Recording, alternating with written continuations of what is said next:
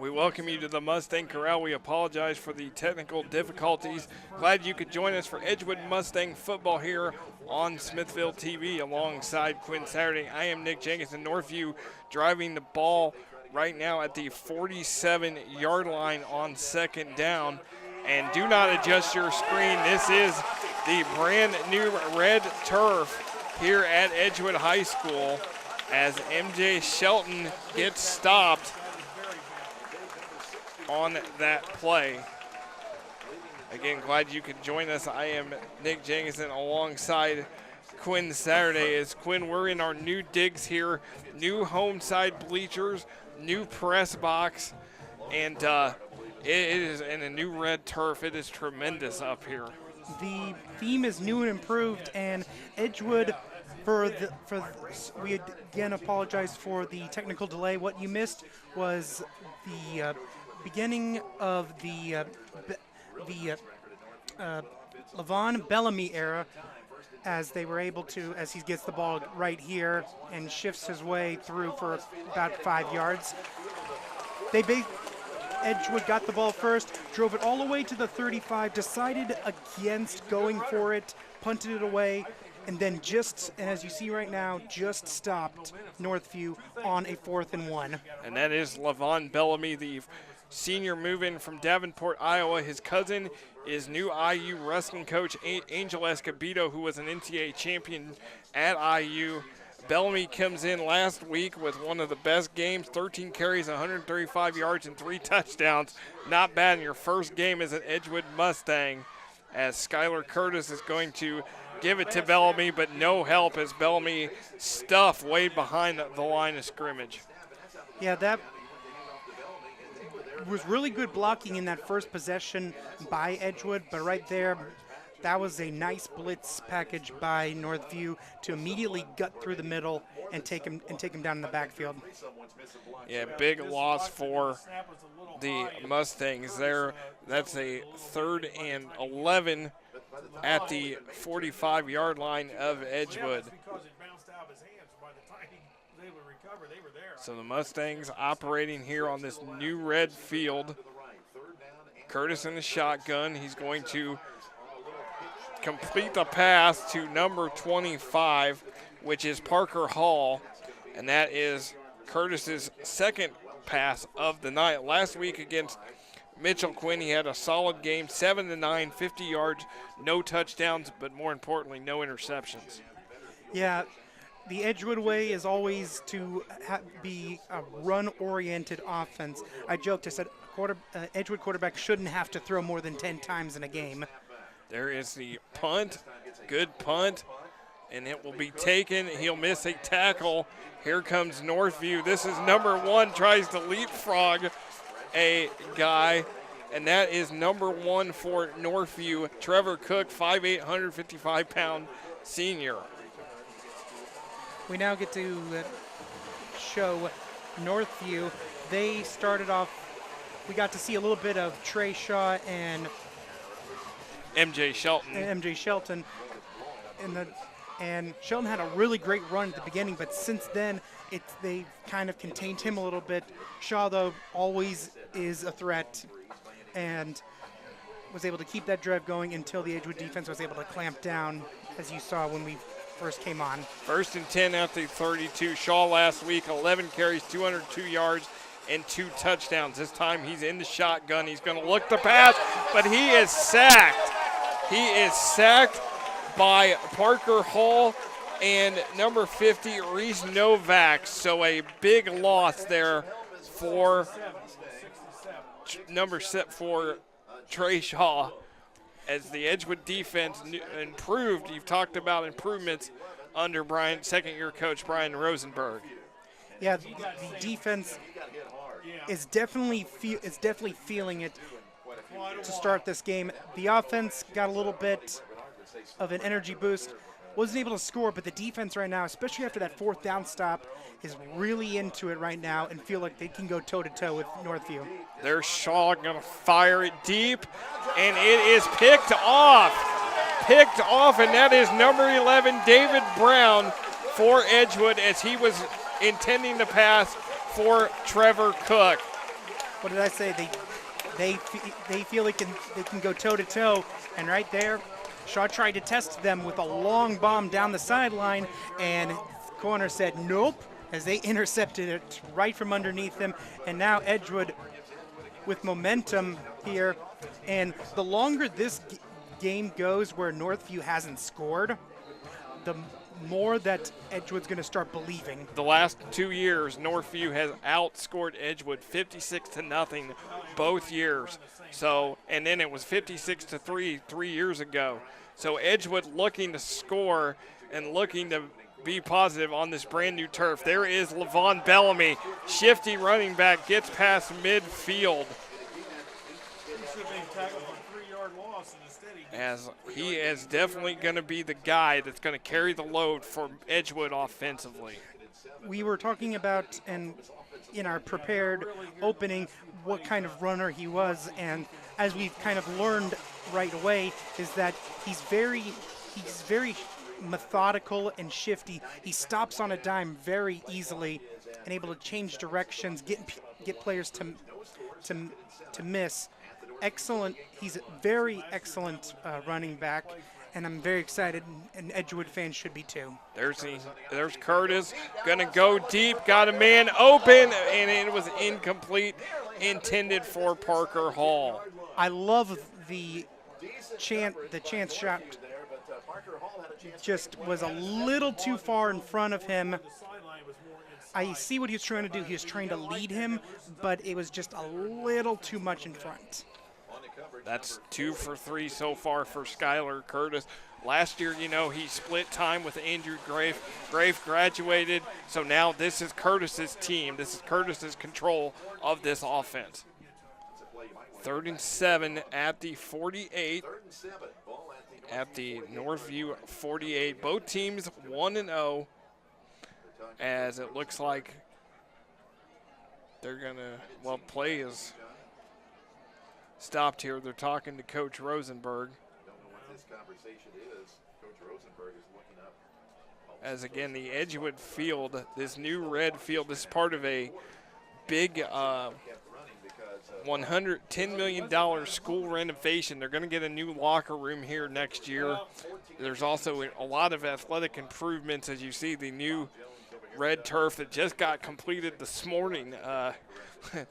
There was a lot of trying to get this done, and it got done, and it looks nice. And these new bleachers are packed full of Edgewood fans. What used to be the home side now across the way is now the visitor side, and that's a good crowd as well. So 3rd and 7 here for the Mustangs. Curtis shotgun. It will go to John McLaughlin. He breaks a couple tackles, and he's going to get to about the 45 before getting taken back. Yeah, McLaughlin, who was the main back last year, taking a bit of a backseat to Bellamy this season, but not a bad second string running back to have. Not a bad second string running back to have, as looks like that will end the first quarter. So no score here between Northview and Edgewood on Smithville TV.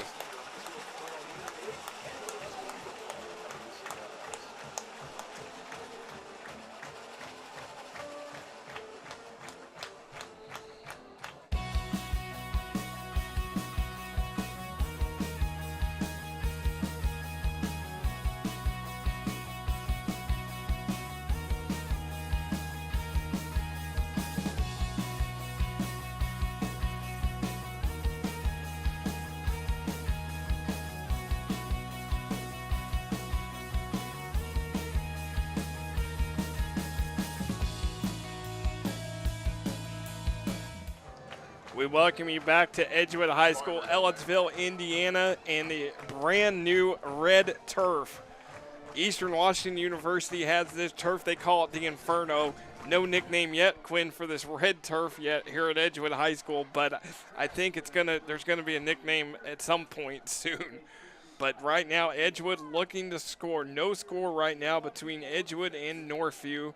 Again, glad you could join us for Edgewood Mustang football here, as you see the new home stands and the press boxes. We're up there, and it is jam-packed in these new home stands. So Edgewood at a 4th and 7. And they are going to punt. And that's going to be a fair catch, but no, actually didn't allow him any room. So Northview will take over 1st and 10. So far, Quinn, these two teams, defensive battle so far, neither team has threatened to score yet.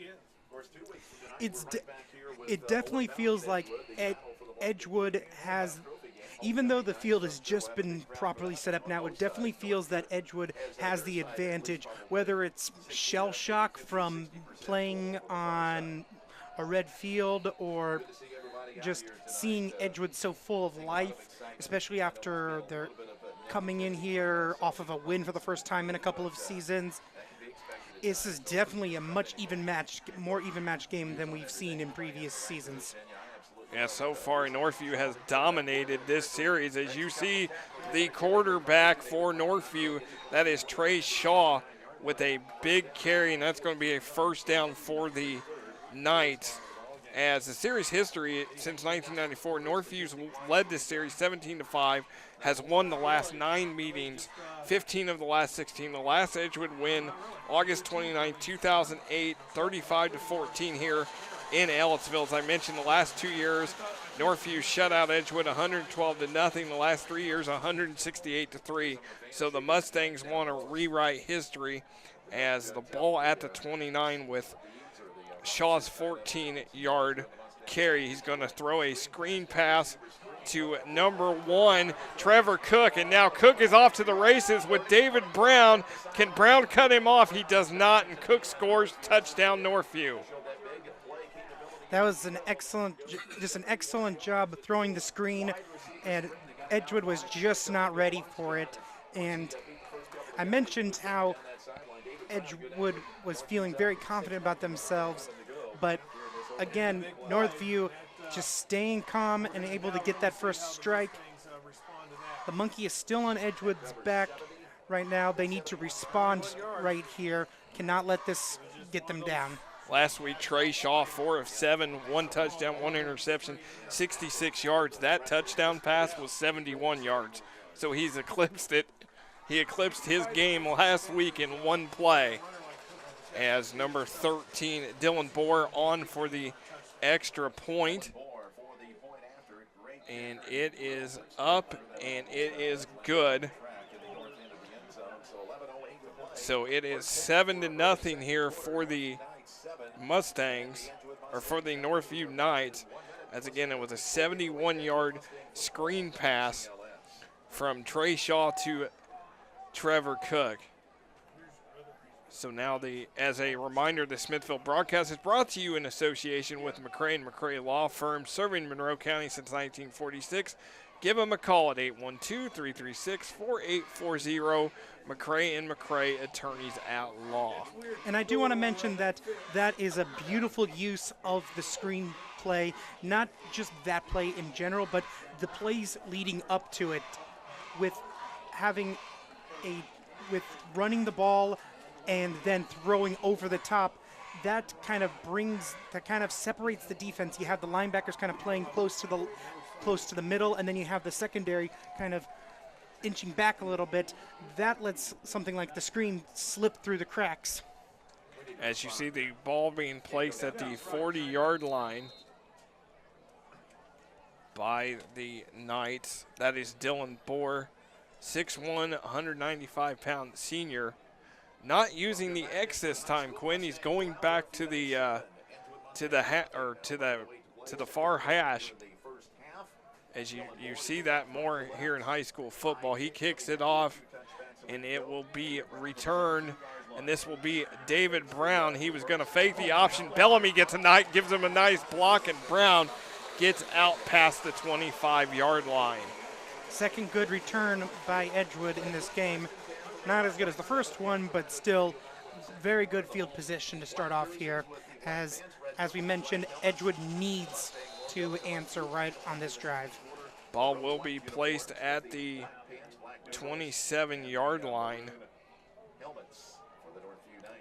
for the Mustangs, but now there's an injured Northview player. That is 26, Corbin Allen, 5'9", 185-pound sophomore.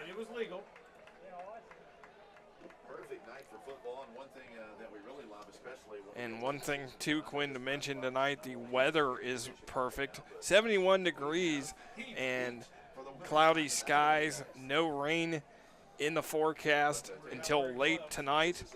Kind of unseasonable for August here, late in August, but a beautiful night to kick off the first game on this new red field, the only one in the state of Indiana. So it's a history-making night here at Edgewood High School.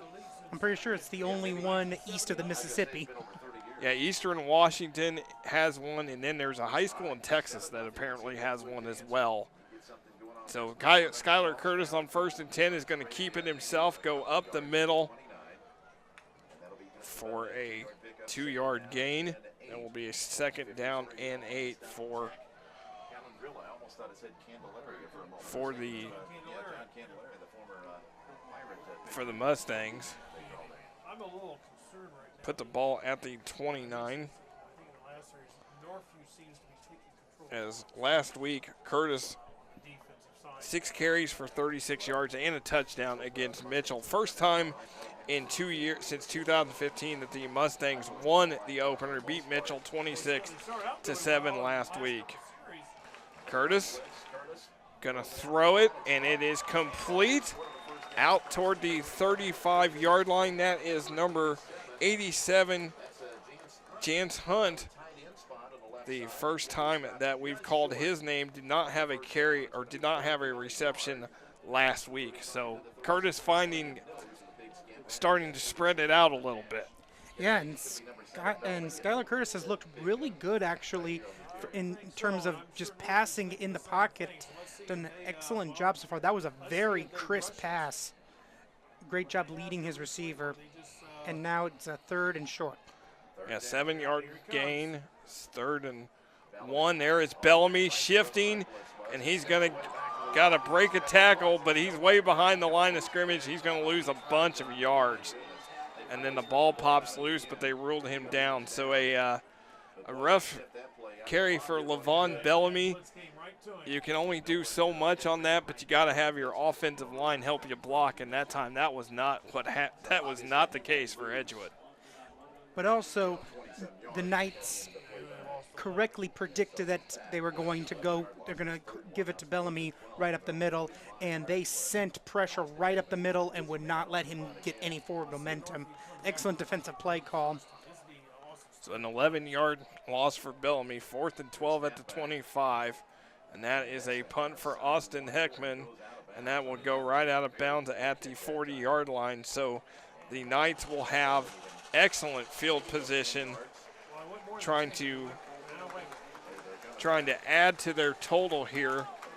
They scored on their last possession a screen pass from Trey Shaw to Trevor Cook, 71 yards. Now the helmet is off on a Northview player having a discussion. Ball is placed at the 35. So a good spot for the Knights, the Edgewood 35. So we'll see if the Edgewood defense can hold up here. Yeah, Edgewood really needed to score there, and right now they're going to need to dig in deep right here, dig in deep into the red earth and prevent Northview from extending this lead. Looks like Edgewood takes a timeout here as Northview is leading 7-0. The first timeout for the Mustangs. There you see the new uniforms for Edgewood, the black pants, black jerseys with the red numbers and letters. Not sure how that's going to go on this red field at first, but it's a good look. It's probably better than the all red look on this red turf. But Coach Rosenberg is 4-7 in his second year. He was 3-7 last year. They lost to East Central in the first round of the sectionals at here at home. Edgewood hasn't been out of the first round for a couple years. They have struggled their last time out of the first round of the sectional was 2014. Last time in the sectional championship was 2008. Their only sectional title was in 1990. So Edgewood trying to rewrite some history here, as it is now a 1st and 10 for Northview at the Edgewood 35. There is MJ Shelton with the spin move. He gets across the 35-yard line. So a good run for MJ Shelton as he gets to the 34, just a gain of 1. But Shelton, the workhorse for Northview, 13 carries last week for 22 yards, and in a 35-26 win over Terre Haute North. First time that they've beaten Terre Haute North since 2006.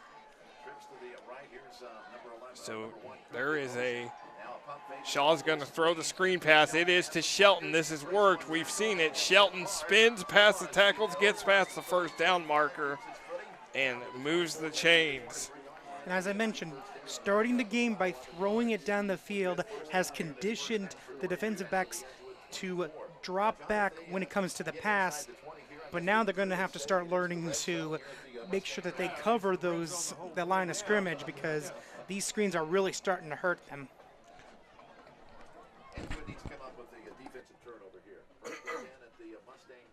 Really starting to hurt them, as it's a 1st and 10 now at the 24 for Northview, as you see the 2 receivers, and now here is the handoff to Shelton. Shelton's got a hole. He's trying to hit the corner, cuts back, and get down near the 10-yard line.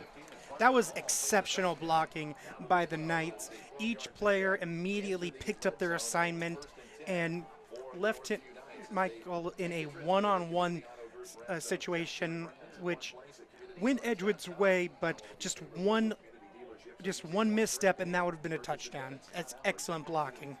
12 yards on that run, so a 1st and 10 at the 12. Northview knocking on the door again. Not intimidated here by the new turf. Got to be excited to get to be a part of history. This is Shaw. He's going to keep it himself. He's going to go back up the middle, get down near the 5-yard line. Again, Northview, Shaw last week, 202 yards. He broke out for 2 touchdowns, one for 66 yards and one for 75. So you know that Edgewood saw on film what Trey Shaw could do, and he is proving it so far with some big runs again tonight. And also showing off the arm as well.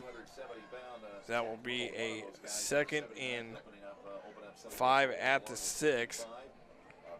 So gets a 6-yard pickup there. As you see Northview getting to the line. Shaw going to hand it off to Shelton. Shelton's just going to follow his blocker into the end zone for a Northview touchdown. Again, excellent blocking. This entire drive has been the dominance of the Northview Knights offensive line against Edgewood's defensive line. During the first quarter, that was something that Edgewood had. Edgewood had the advantage on the line of scrimmage, but as we've started the second quarter, Northview has retaken control of the line of scrimmage, and you've now seen it now twice here in these past couple of plays with excellent blocking. That one which led to a touchdown. Dylan Bohr on for the extra point, and an outstanding kicker for Bohr, and that is good. And now it is a 14-0 lead for the Northview Knights. So we're getting close to halftime here, approaching the 6-minute mark, so stay tuned as we will have a great halftime feature for you. At this point, for Edgewood, they now face a hole down 14-0. They've been in this situation before with Northview, and now they need to just kind of regroup here at this point. They can't let prior history get to them at this point. This point it's about trying to make the most of the moment, especially on the revealing of their new field. They don't want to, get one-upped by their opponents. They want to get back in this game, and that starts on this drive right here. As you see, number 13, Dylan Moore, getting ready to kick off for Northview.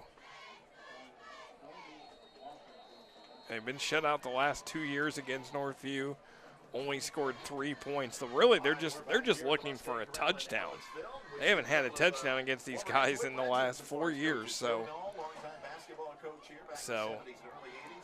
here's the kick from Bohr, and it is going to be taken at the 5-yard line. And it looks like it is John McLaughlin, number 5, with the return for the Mustangs. 1st and 10 for Edgewood.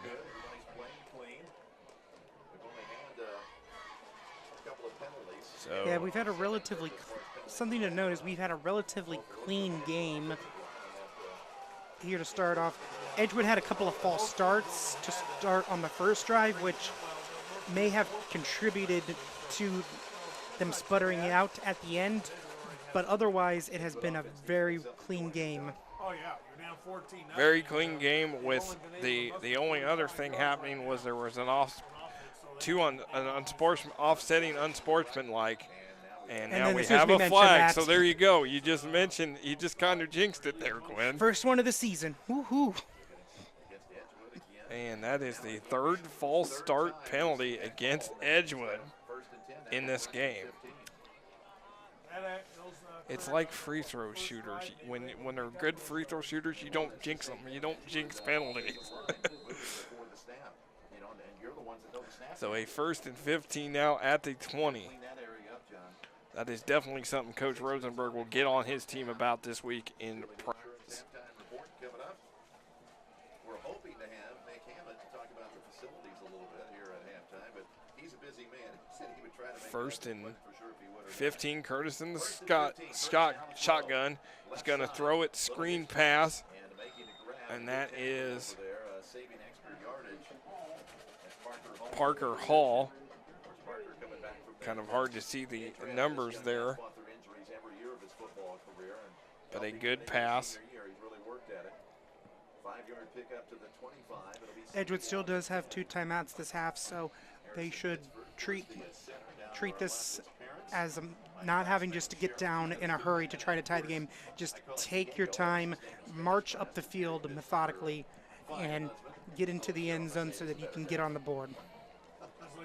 So a 5-yard pickup, 2nd and 10 at the 25, although it scoreboard says 2nd and 11. Curtis going to kind of lob it up, and it was incomplete. Intended for 21, Tyler Martin.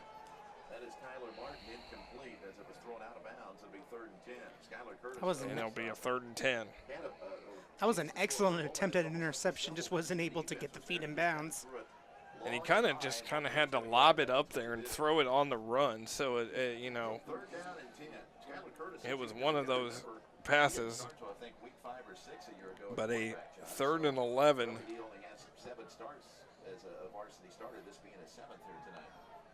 Although it's at the 25, but they say at the 24. So Curtis is going to keep it.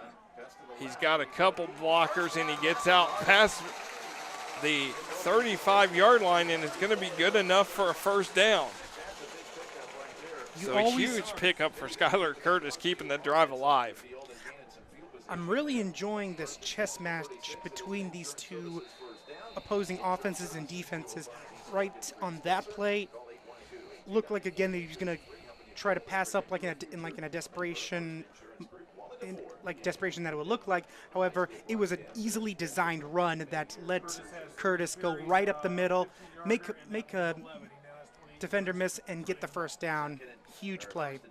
Curtis, go quick pass, and that is complete. Number 20 for Edgewood, that is Austin Schwartz. And that is a number that we see, that is a player that we see for the JV Mustangs in basketball. is Austin Schwartz, the 6'3" senior. So Austin Schwartz getting his first reception of the season. Gain of 4, 2nd and 6 at the 40. So Edgewood hoping to, get some momentum there with Curtis's big run to get that first down. Curtis gonna find it again. It is complete. Parker Hall just lost it. Ball's loose, and it is Northview ball.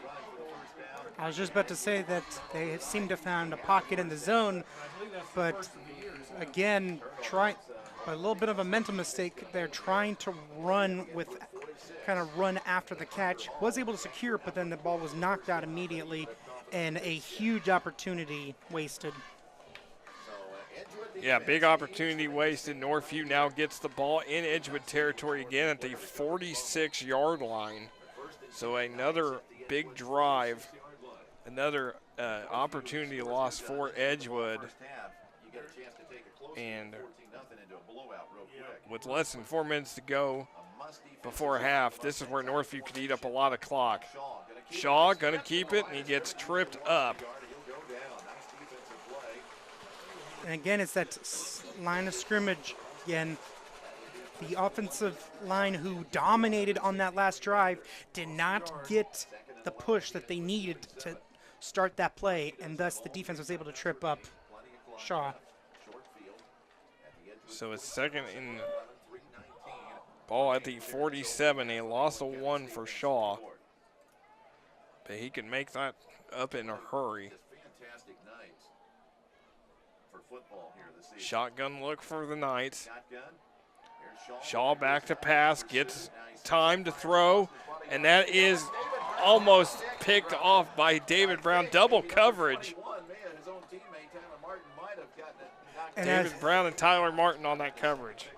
An excellent example of turning into a defender mid-play, as that was an excellent defensive stop by the wide receiver.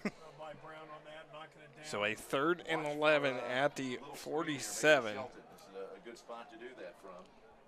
Edgewood needs to kind of keep an eye on number 30, I think. Again, this is a huge opportunity for Edgewood to get a stop and force Northview to punt. Basically negate the mistake that they had made prior. Shaw in the shotgun. Flag on the play, and it is incomplete, intended for Trevor Cook. But let's see if it's on the Mustangs offside because they let the play go ahead and continue. So I'm guessing it's the incident. We'll see what the flag will be. Called against the Knights, and Edgewood will decline it. It is a penalty against Northview, but Edgewood will decline it. What they needed to do, John, came up with the stand. They did. Do you see that, though? And They're stopping the plays now, even on the defense. So that will bring up the 4th and 11 at the 47. They're not letting Aaron Rodgers have free range to throw the bombs. yeah, the defense doing That'll hurt his stats. doing its part to make up for the fumble, and now the offense needs to Trey Shaw pay them back by is their punter, taking it standing in his own the other way. 30-yard line. Now another stoppage. He had one punt. Again, last a very week for 23 yards. a great crowd here tonight at Edgewood High School 47. David Brown for Edgewood at his own 10. as they got it Now, if you're Brown, cleaned you up. want David to Brown Like standing you said, about he the only kicked one last week for 23 about the yards. 7. Don't want to run into the kicker or do anything foolish for Edgewood here. Low snap. Low snap, Picks it up. and he picks it up, and here they go. Kick coming down, it'll take a And it's going to take a big Northview bounce, and now Northview immediately going to pounce on it to about the 2-yard line. So Edgewood going to they're going to mark it at the 3, so Edgewood's going to have a really rough start here on this drive at their own 3-yard line. And unlike last time where I said that they could be a little bit more methodical, here with only 2.5 minutes and only 2 timeouts, you're going to have to take some shots downfield.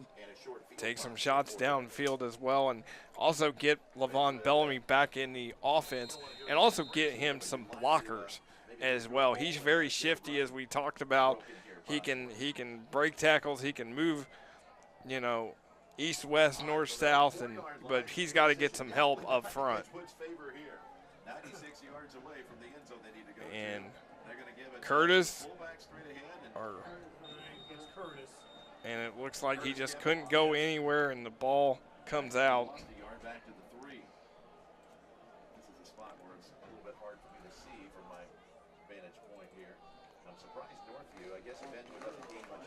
So there's going to be a second down.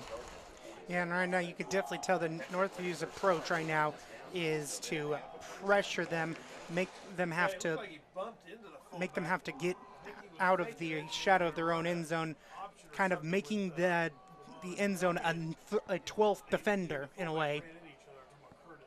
Yeah, this is what you don't want if you're Edgewood. You can't make a mistake here in your own, deep in your own territory. Play clock is down to 10 seconds. As you see, Edgewood at the 3, an excellent shot there. Play clock down to 2. They're going to get it off, and that is a handoff up the middle. They're going to call a timeout. It looks like Edgewood does not want to chance it at this point. So Logan Burkhart with the carry, 33, and that was going to be an actual timeout for Northview. As you mentioned, Edgewood 1 timeout, Northview with 2 timeouts remaining here. As again, you get a look at the new press box, our crew up top there with the new view vantage point from on top of the press box, the new press box here, and the home stands absolutely packed. And it is part of a huge improvement project, and I know that you and I are both excited as you know we can, as well as our crew, to be up here in this new press box. No more sitting outside in the elements, and it's a great vantage point, and it's awesome to be a part of a history-making event here at Edgewood High School. Absolutely. I mean, there's probably a small part of me who's going to miss. Who am I kidding? No, it's not all. This has been a wonderful upgrade, and Edgewood's done an awesome job with all the renovations. 3rd and 7 at the 7-yard line. Curtis got to get it away, and he's just going to. It is complete. What a play for David Brown to come back and get that pass and get the first down. That was probably not the intended route to be run there, but that's the key that's what not giving up on a play does. And right now Edgewood kind of finds itself in a bit of a pickle now, as now they have to kind of go for it. Curtis gonna complete the pass. That is to Brown. So a nice play for David Brown. Just over a minute left. Gets it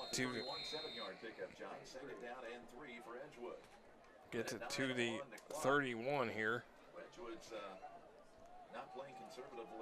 Curtis gonna throw it downfield again to Brown, and he gets it across the 40 before being taken back.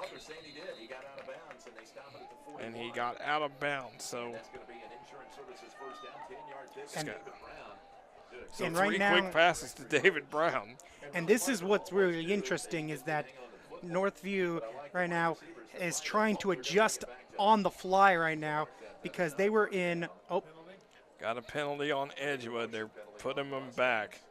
I'm not sure if that was a lineman or maybe a receiver or maybe a back that went in, that maybe headed towards the line. So the Mustang is taken back to a legal procedure, and it will be back to the 31-yard line. 5-yard penalty. It'll be 2nd down and 7 back to the 26. Or to the 26. So negate that one for David Brown. Greg Stoll, I always have my favorite duel tuned in, sounding great. We appreciate it, bro. Curtis, Bellamy in the back. Did you hear the debut? Curtis pressured, now just got to lob it up there, and it is intercepted by number 40, Thomas Gerald. He had a reception last week against Terre Haute North, and now he comes up with the interception just under a minute to go in this first half. And that was a bit of a panic from Curtis. He should have thrown it away, still would have had an extra down to play with, but instead tried to throw it up, hoping his receiver would be there, but the safety was able to swoop in and take away this momentum from Edgewood. And now with 2 timeouts left, Northview has a great opportunity to get one more score before half. Yeah, another great in Edgewood territory. There is Shaw getting pressure, and he's going to go down at the 45-yard line. So a huge loss for Trey Shaw as the Edgewood defense wraps him up. And the key there was that the screen option was not there this time for him. That's why he froze with the pressure. He was looking for it, could not throw it because there wasn't anything there, and thus ended up in the sack. And right now pushes him way back. And now Edgewood with a great chance to prevent any extra damage. 13-yard loss. They call it at the 45 of Edgewood. That is the screen from Shaw to Cook, and Edgewood played it well. And then there's a flag on the play as Cook is down. I think it's against Edgewood. He's pointing at his head, so he's using the helmets. If it is, they'll go for one more opportunity here. So Trevor Cook is down, 5'8", 155-pound senior. He's now back up, and it is a penalty against the Knights. Here comes the call. No, now he just pointed to Edgewood. Personal foul. It's personal foul, and it's against Edgewood. So and that's going to put the ball with no time on the clock at the Edgewood 38-yard line. So they're going to get one more play opportunity here because they cannot end on a defensive penalty.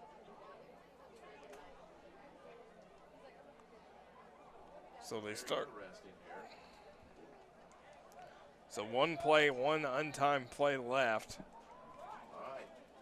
As it will be at the 38. We saw John with the Edgewood Chittard situation that you guys were able to score a touchdown on opening game. I think we were a little closer to the So here we go. One more play. This is where. Well, actually, there's 2 seconds left. This will be the final play of the half. This is where Northview could really strike. 15-yard penalty on the Mustangs. You get a figure. Shaw. Edgewood just. Oh, Fumble. Shaw picks it up, and now he's got to go on the run. And he's trying to get to the sideline, gets knocked out of bounds by David Brown, and that will be it. Now there's a flag. There is a flag. There's some extracurriculars trying to get the coaches trying to get the guys separated here. And this could be huge, because if this is another defensive penalty, then this gives them well within field goal position to make this a 3-score game. And you can't end the half on a defensive penalty, so.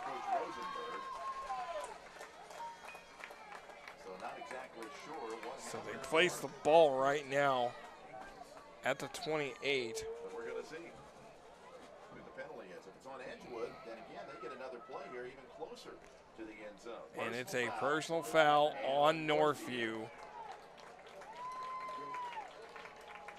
Now the officials pointing towards Edgewood's way too, and Coach Doring. Now they're getting the Coach Rosenberg. explanation for Coach Rosenberg. And he's telling the guys to go head to locker room.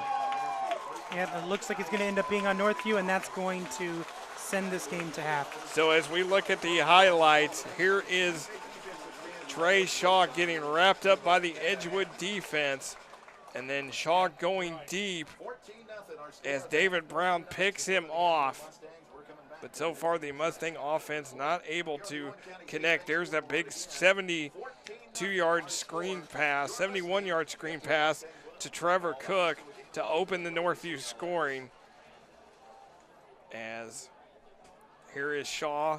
Another screen pass, this time to MJ Shelton. The screen pass working well tonight for the Northview Knights. As then Shelton takes it. Again, Northview's got so many weapons, gets it down toward the 10, and then Shelton has a nice shot here by our camera operator, gets it in for the score. And then here is Curtis gonna loft it up, and a beautiful catch by David Brown. As we're at halftime, Northview 14, Edgewood nothing, here on Smithville TV.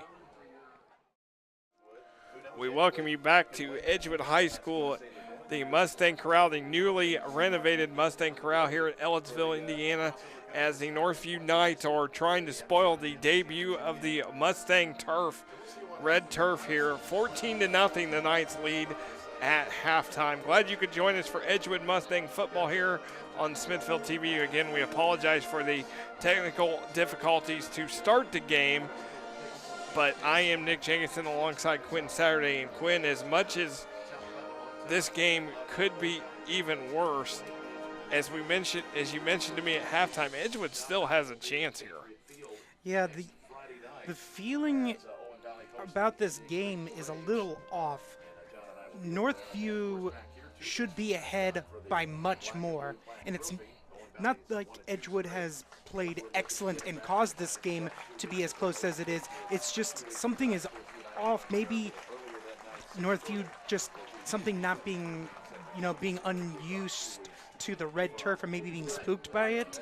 But Northview seems vulnerable, and if Edgewood is able to take advantage and not commit mental mistakes, such as the a couple of false starts that kind of hurt their first drive, or the interception that hurt their last drive, then they can not only get a touchdown against them for the first time in 3 meetings, but also cut into this lead and make it a ball game. Yeah, make it a ball game. I mean, really, it's been the big plays. It was a 71-yard screen pass from Shaw to Cook, and then Shelton's run at the end of the game. Levon Bellamy started out with a couple carries. He's been kind of slowing down at this point. He's a 5'10", 180-pound senior moving from Davenport, Iowa. Also a wrestler. His cousin is Angel Escobedo, the new coach at Indiana University, who Escobedo won the 2008 championship for the Hoosiers at 125 pounds. And I got to share this quote with you from Bellamy. North scrimmage Edgewood a few weeks ago on August the 10th. And after that game, and Bellamy had a good scrimmage, and he was quoted as saying, "It's a good thing because a lot of teams don't know me. They'll be like, whoa, who is that kid?" So I kind of like this attitude as you look at the old Mustang, the old home side, now the visitor side. Nothing's changed over there. It's just now the visitor side with the tower and all that stuff. The Northview fans making the trip from Brazil, Indiana, about 45 minutes northwest of here. But I thought that was a good quote from this kid, from Levon Bellamy, and getting to see him so far. He's been impressive. He's had some good moves. He just doesn't always have the help from the offensive line that he needs. And I feel like, and you have to give a lot of credit to the Knights coaching staff as well. Bellamy said that a lot of people aren't going to know what they are, but a school and a program as good as Northview are going to be watching tape and looking down. It's like, yeah, we got to key in on this guy, which has caused Skylar Curtis to have to throw a lot more. And to his credit, he has done fairly well in this more pass-oriented offense. The thing is, in this second half, Edgewood to have the best chance to succeed is they need to find ways to get Bellamy involved and not just let Northview take it away and force Curtis to have to continue to throw. As you see that the Edgewood fans are still sticking around here. Very good crowd tonight to open up this new field. It is part of the $10 million school corporation renovation project, the new home side bleachers, the new press box, which we're both very happy to have up here, a capacity of 2,400. The new locker room will be completed next season. First school in Indiana to have a non-green field. There's no rules about it. The only thing is that the lines and color markings still have to be white, which, of course, Edgewood's compliant about. Of course, we all know that Boise State is the one that started the non-green fields with the blue turf, and they have actually made the trademarks on the turf. 4 schools in 1A, 1AA have different fields. Of course, Eastern Washington has the red field put in 2010, which Edgewood kind of mocks. Coastal Carolina teal, Eastern Michigan gray, which I'm really not a fan of. That does not look good. As they have granted, according to a thing, 40 schools nationally with blue fields. Most notably, New Haven in Connecticut, Luther College in Iowa. They did reject a request from a school in North Carolina because they shared it was a high school and a college field. They shared it together in Brevard, North Carolina. So as you look at the Northview Knights, but you know, as I get a chance as we get a chance to look at this, you know, and see it on TV, it's you know, a lot of people probably thought a red field, this is going to look rough, but this actually looks really good. I'm impressed with it. I'll admit, when I first came here, I was a little startled, but it has grown on me very quickly. Especially what I like about it is just the matching Edgewood colors of black and red, not just because it matches Edgewood, but they complement each other very well. And the little black little beads that are kind of like interspersed with it, it makes it feel more, kind of reminds me a little bit of like arena football almost in a way, those kind of fields, or like an AstroTurf. It just kind of looks surreal, but at the same time, not unusual, if that makes any sense. Probably doesn't. It does make sense. I mean, it's surreal. You know, you first get a look at it and you're just kind of like, wow, really? I mean, but now that they've put it was really bright before they put all the pellets in and all that stuff. But it looks really nice. It looks really good. They've done a great job, obviously, with the renovations and all that. So, and you know, it's here to stay. So if there are people that aren't fans of it, you know, it's here to stay. So it's not gonna go anywhere. But I mean, the kids like it. They're excited to play on it. I think, you know, everybody is just. It's just something that, you know, it's a unique part of Edgewood football in the community, and obviously the community has responded with a big crowd tonight. They would like to see Edgewood get some touchdowns here on this red turf as well. So this is, of course, our first game of the season. Next week we are at Bloomington North. It's Terre Haute South will come calling. The Braves lost to Castle last week 42-14. They are hosting Evansville Harrison tonight. Bloomington North beat Greenwood 31-15. They are on the road at Bedford North Lawrence. North's first season opening win since they beat Jeffersonville in 2010. And they played South Bend, Washington in 2011. And in the last 6 seasons, they played Columbus East, which is a powerhouse. So as we get ready for, and of course, some news from Bloomington North. Ben Friel, the quarterback, out because of a foot injury. And Reese Lozano, the freshman, last week led the Cougars in a win over Greenwood. So we will get to see Reese Lozano next week. Friel, not sure when he'll return back from injury, but again, he's been helping those young guys, Lozano and Charlie Bless. I know Scott Bless's son saw a little time at quarterback last year. So we'll get to see a good one next week, Terre Haute South at Bloomington North. There's also the number 1 teams in each class this week in Indiana. 6A is Warren Central, 5A New Palestine, 4A Lowell, 3A Evansville Memorial, 2A Southridge, and then defending 1A champ is Pioneer. Indiana high school football tonight featured on ESPNU as Warren Central travels down to Louisville to face the Trinity Shamrocks. They're a power in Kentucky. And that's on ESPNU tonight, part of the Geico High School kickoff. 7 games, 10 states represented tonight through Sunday on the ESPN networks. Just two more notes. Because of low numbers, both Wood Memorial and Hammond Bishop Knoll have dropped football for the season, which Quinn we talked about. We saw that last year with like Park Tudor when they didn't have enough players to play a game or two. It's not a fun thing. It jumbles up schedules. It messes things up. But sometimes it's just kind of a sign of the times when you have small schools like that. Yeah, it's unfortunate. And football is a really big sport that requires a lot of players, and so it's not a shock if a school is unable to field enough players for a football team, because you're asking a lot of. It's basically a giant club that you have to get a lot of people in to. Like for basketball, you can get like 7 or 8 people. Here, you need at least like 30. As we say, an onside kick, a little bit of a squib kick here to start, and it stopped right at the 50-yard line. That was Austin Heckman with the onside kick, as you said, and return for Northview. One thing to mention too for next is there is a new school in Indiana, Park Heritage.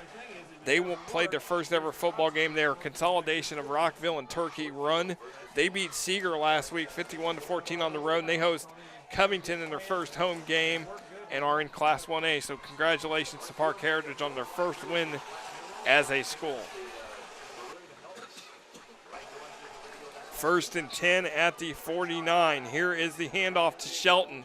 Gets room, turns the corner, gets a blocker, and gets knocked out of bounds toward the 30-yard line. So a nice job for MJ Shelton. And that will be a 1st and 10 there.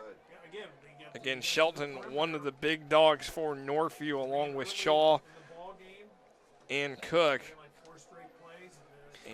And I bet Coach Rates really let his team know during halftime that they should be up by a lot more than they are right now. And you can see that they have a strong start right here to this second half. And again, the Knights back in Edgewood territory. There is Shaw. He gets room up the middle. And a nice job inside the 25-yard line for Trey Shaw. Over 200 yards rushing last week and 2 touchdowns. First time last week that the Knights have beaten Terre Haute North since 2006. Mark Rates, the coach.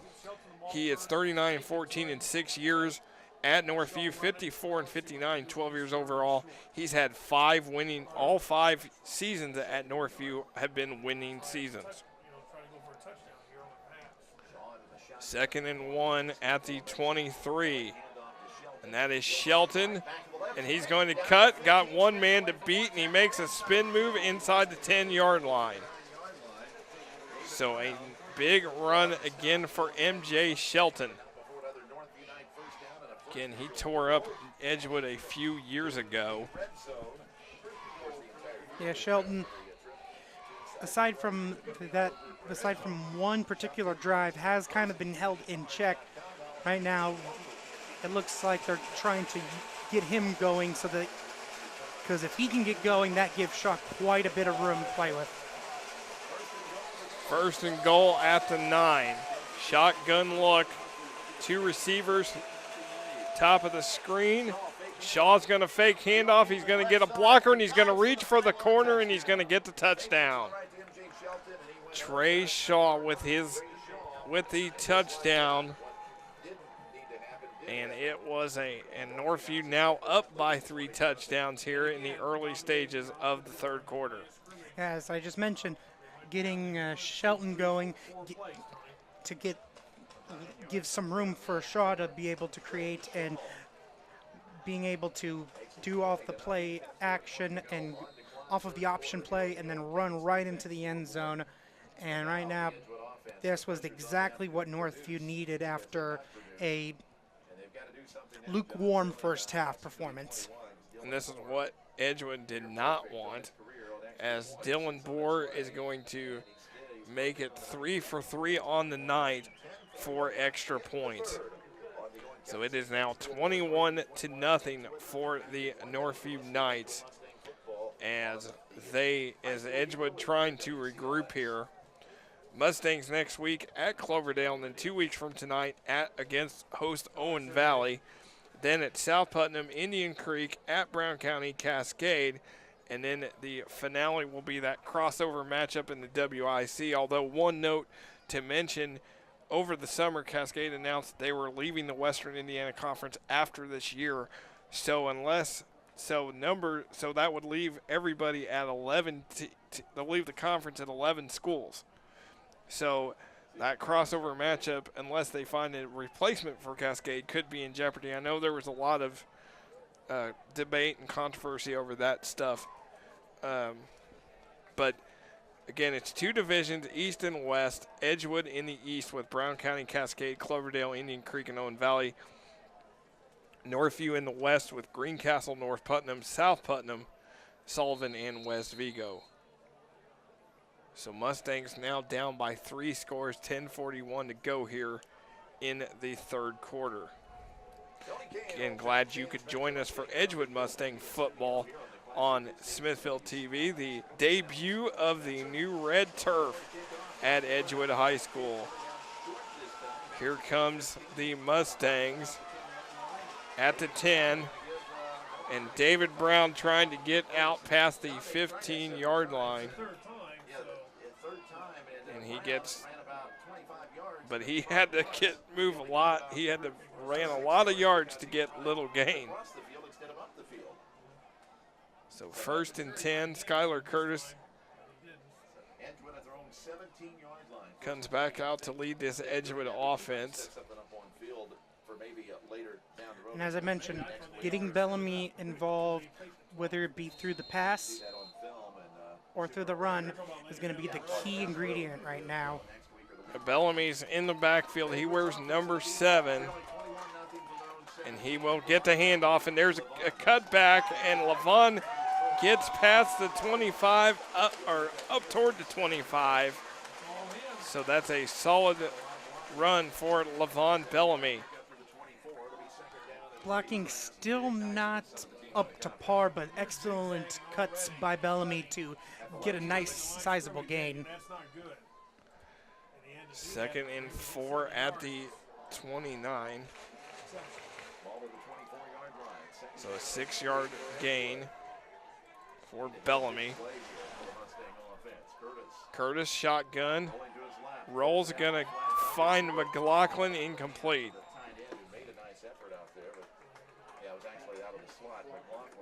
Just a little low. Definitely the right play call, just not executed. It's a 3rd and 4 for the Mustangs.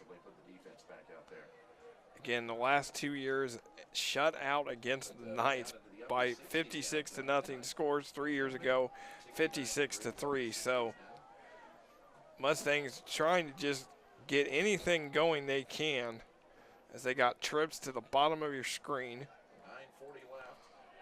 And there is Curtis going to follow David Brown complete. He had a night. Thomas Gerald draped all over him, and Brown still able to make that catch. And I'm really liking these curl routes by the receivers.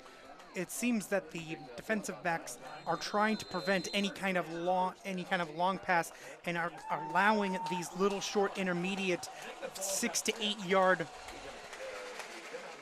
passes, and so far Curtis has really taken advantage of it. He's done a good job. It's basically been methodical. Curtis's passes last week, just 2 incompletions against Mitchell. He's going to take off, and he gets out toward the 40-yard line before being brought down. So again, Skylar Curtis able to get those runs. We saw where he kept the drive alive with that big run earlier in the first half. And that was the exact same play. Immediately, players going out like they were kind of a draw by the quarterback. It looks like a pass play, but then immediately just catapults through the offensive line, and again gets a nice sizable gain. Good sizable gain for Curtis. And it is going to be Bellamy leaps a guy and gets to past the 45-yard line, and that is good enough for the Edgewood first down. So there is Levon Bellamy, and we're waiting to see. He had 3 touchdowns last week against the Mitchell Blue Jackets, and he gets the ball out to the 45 for the Edgewood first down. Bellamy wears number 7. John, just it's not really bothered me, but it's the red field bothered you and No. picking up the play on Edgewood. And flag on the play. And in 4th false start this game, it looks like. So a 4th false start penalty on the Mustangs. Looks like from here those pellets have kind of taken the redness, that bright red out of the field. And the ball will be placed at the 40, 1st and 15. They had a test this afternoon to make sure it was soft enough to play on, so that's why Mr. Hammond had to wait till almost into school to make a decision. First. Curtis fakes the handoff to Bellamy, going to throw it. It is complete, cuts back, and moves upfield. That is number 21, Tyler Martin, for the Mustangs. Skylar Curtis Quinn not afraid to find different receivers. He's used several guys tonight. And he's definitely done an excellent job of spreading around. David Brown, though, has quickly become the comfort, the fallback guy, the guy that he's going to trust more. But he's not afraid to trust his other receivers as well. One guy we have not seen tonight, 13, Cage Martin. He had 3 catches for 9 yards against Mitchell last week. They're going to throw that pass. That is complete. Parker Hall. And Edgewood just got away with their like 5th or 6th false start, as the refs did not call it. And Northview, this is why you don't. That's why you always pay attention and let the refs ref the game, because they were too busy trying to point that out, that allowed a first down to happen for Edgewood. Yeah, it was a good play. Like I said, you play till they tell you to stop, and Edgewood did exactly that, and they didn't call it. So a 1st and 10 now at the Northview 44. There is Bellamy. He's got to get a blocker, and he gets down past the 40-yard line. I don't know how he magically got those 5 yards. He is a good athlete, very impressed so far with his ability to get out of, avoid the tacklers, he can go north-south, he can go east-west. And a good run for Bellamy gets him to the 40-yard line, gain of 4. And as I mentioned, that was the key right there, getting Bellamy involved, and they have so far. Curtis going to go. Yep, there's pressure. Curtis avoided it. Now he's going to pitch it to Bellamy. Bellamy's got blockers. Gets it to the 35-yard line before going down, as Cook tried to strip him but didn't. And it looks like Bellamy's going to get the first. Maybe. Nope, just a little short. But to the 35-yard line. Yeah, that's. I call it the Reggie Bush special. When you have a chance to gain a couple extra yards, but then you go backwards and sideways and end up losing yards. Well, it looked like he had it, and then he kind of came backwards, so he was short of the first, and now looks like a timeout is going to be called by Northview. But I will say that Levon Bellamy has definitely shown up here in this second half, as Northview takes their first timeout of this second half. As a reminder, the Smithville broadcast brought to you in association with Upland Brewing Company, with 2 locations in Bloomington. Upland Brewing Company is great beer, great food, and great times. So the ball at the 35-yard line for the Mustangs. As you look at the Mustang huddle. They're not out of this. They're not out of this game yet. I know they're down 3 scores, but they're not out of this game yet. They're still driving down the field. They're still trying to make, plays. I mean, they've got the crowd behind them. They're still, the crowd hasn't really left. There's a lot of excitement in the air, and they're definitely starting to be excited, starting to gain some momentum. However, this is exactly where they stalled out on the first drive of the game, so this is going to be a huge play right here. Nothing, 5 receivers. Curtis going to fire it. Oh, and just over the outstretched arms of David Brown, incomplete. Now that will bring up a 4th and 1 for the Mustangs. And this is going to be a very interesting play call because the obvious thing to do is to go Bellamy up the middle, but you know that Northview knows that's the most probable play. Oh, absolutely. Yeah, absolutely. I mean, they're keying in on Bellamy. His quote about, well, they don't know this kid well. You know what? They've watched film on you. They do know who you are. You were too flashy week 1. Yeah, they see the film and they see, 3 touchdowns, 135 yards. Yeah, they're going to figure Watch it for out. the sneak again. There's Curtis. He gets the first down. So not the call that we predicted, but, hey, it works. Skylar Curtis up the middle, and it's a first, and Edgewood keeps his drive alive. But this has become like a bit of a comfort play and a play that for some reason the Knights seem to have a lot of problems with this QB draw where Curtis has now, this is now the 3rd time he's had a very clutch run on one of these designed runs. One thing that has definitely improved is Edgewood's ability to run the ball a lot better than they did last season. Curtis 1st and 10 at the 31. Curtis gonna go, and it is just incomplete. Looks like it was Parker Hall, the intended receiver. Or it was Tyler Martin, excuse me. Yeah, he was throwing it more to a destination than to a receiver, and the receiver just wasn't there yet. It is, these red numbers are a little hard to see sometimes, so, But it is a 2nd and 10 at the 31.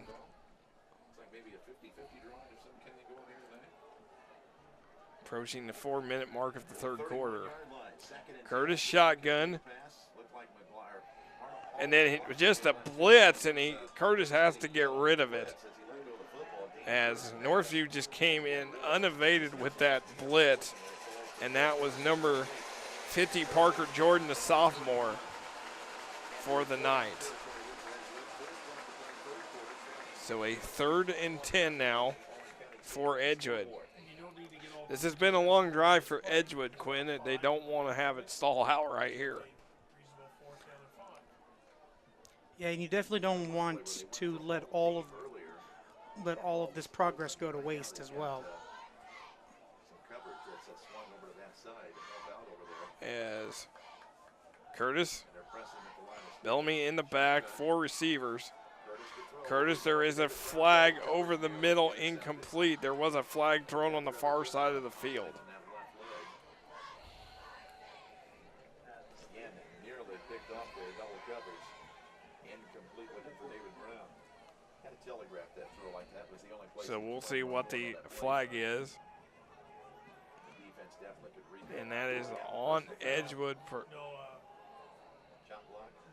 offside. It's an offside call on Edgewood, and it was declined.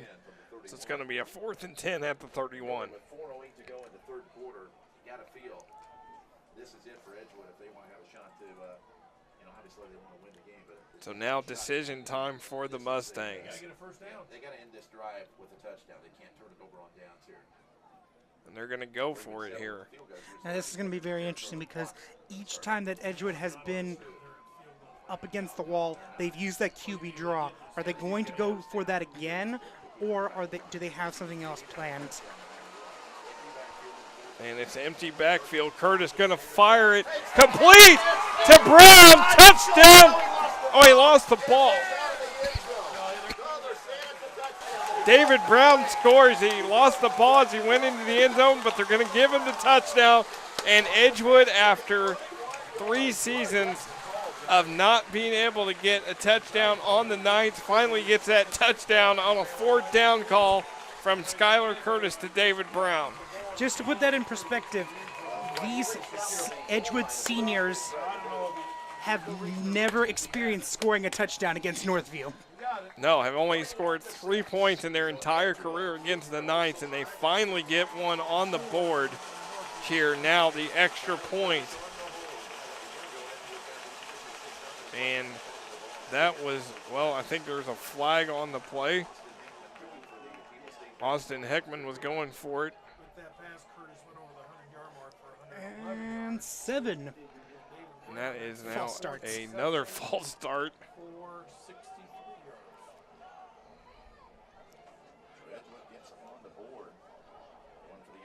Skylar Curtis, his first touchdown pass of the season.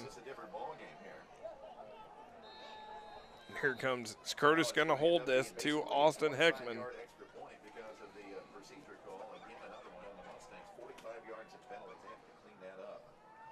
And Heckman up. And it is good. Austin Heckman with his first the extra point, and it is now 21-7. Northview with 3:57 to go here in the 3rd quarter.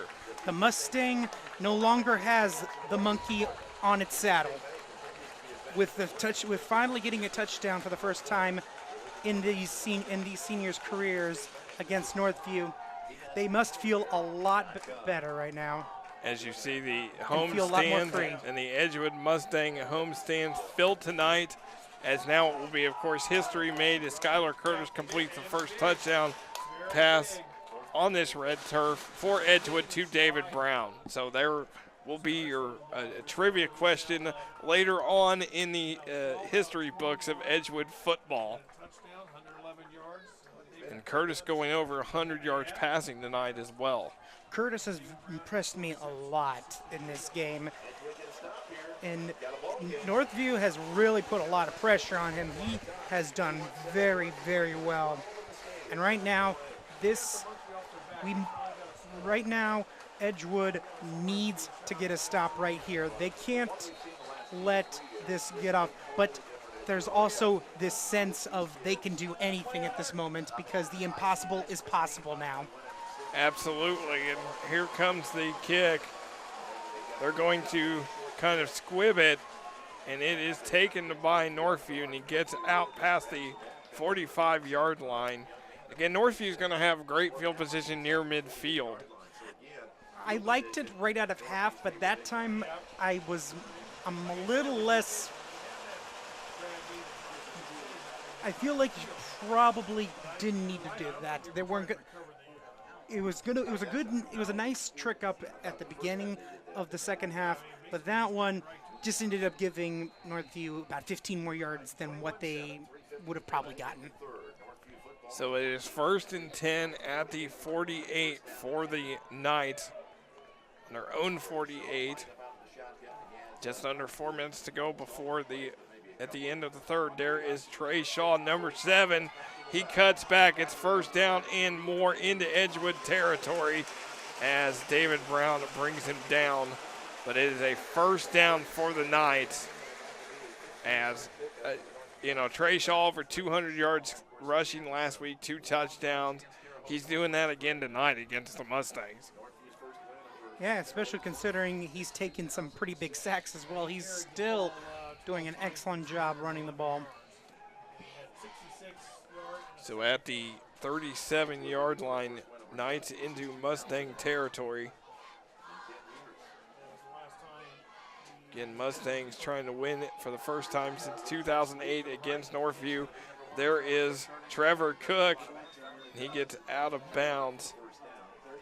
Another big run for the Knights.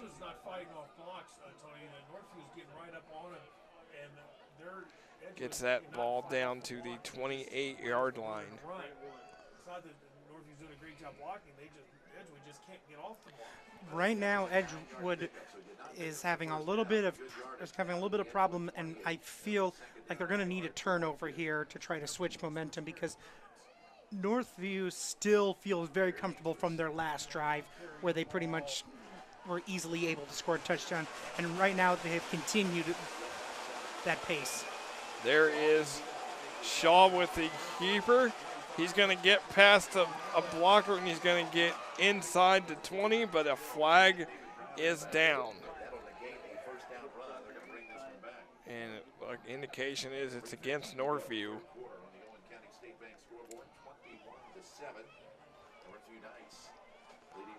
It is a block in the back on Northview, so this one's coming back. Huge penalty. Huge penalty for the Knights. They got to say the Mustang student section very loud tonight. They've got those kind of the milk jugs like the Bloomington South kids always had, and they're keeping Edgewood. They're definitely willing, definitely making an impact in this game. A lot of community support tonight, breaking in this new turf field. Shaw keeps it. He gets wrapped up behind the line of scrimmage. Great one by Edgewood as 72 Tyler Welty with that tackle. And they're going to need to continue throwing blitzers right at Shaw until they force them to pass. Because has Shaw even passed in this second half? Not that no, he is not. They need to force Shaw to pass right now. He's getting too much comfortable, and blitzes like that are what's going to force him to have to throw. No, they've kept it. Northview's kept it on the ground. 3rd and 9 at the 36. And there is Shaw back to pass. He's got to scramble now. He's trying to get a blocker. He's got Shelton in front, first down and more, and he gets inside the 15-yard line.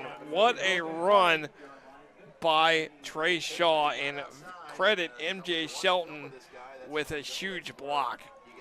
That was an exceptional block by Shelton, and Edgewood had a beautiful opportunity, but were just unable to get to Shaw. Gets it down to the 17-yard line, 19-yard gain, 1st and 10 for the Knights. Northview trying to answer that Edgewood touchdown. Less than approaching the 2-minute mark here in quarter number 3. The handoff to Shelton, cuts back, going to try to get to the corner. Shelton does get inside the pylon for the Northview touchdown. That was just an exceptional cut.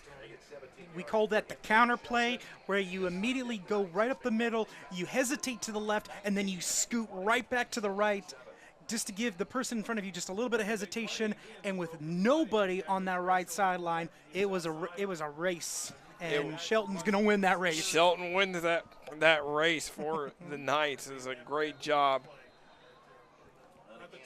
by MJ Shelton. 27-7 now, and of course here comes Dylan Bohr, Mr. Automatic. So far 3 for 3 on extra points for the Knights.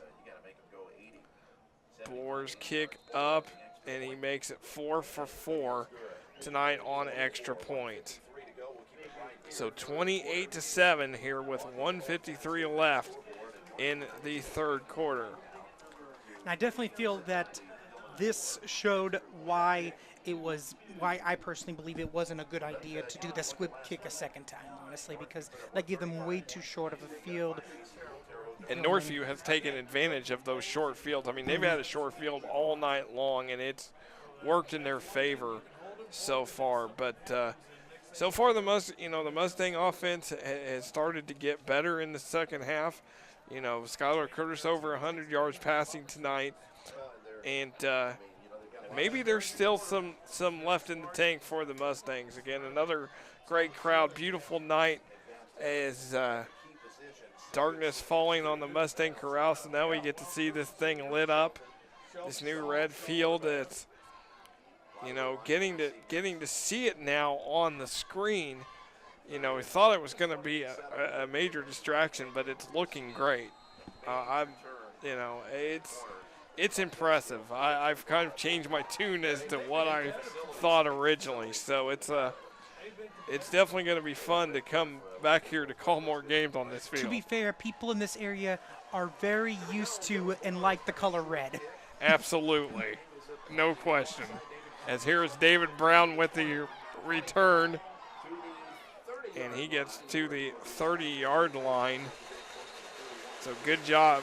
Good return by David Brown. Here's the thing, though.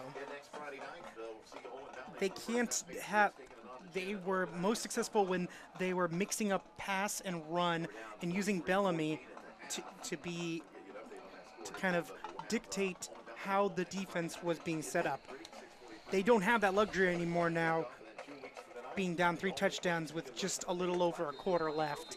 They need to get back into that pass-heavy system, or break off some huge runs, which can't really control it.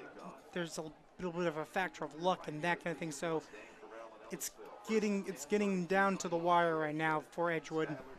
Here's Skylar Curtis gets it to Levon Bellamy. Bellamy with the stiff arm, and he gets past the 35, almost out to the 40. Great job by Levon Bellamy.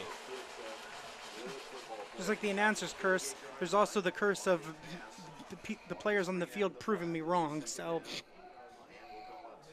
a great job by Levon Bellamy.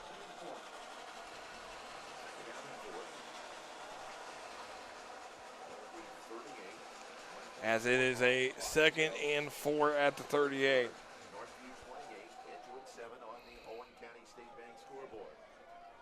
Edgewood does still have 3 timeouts.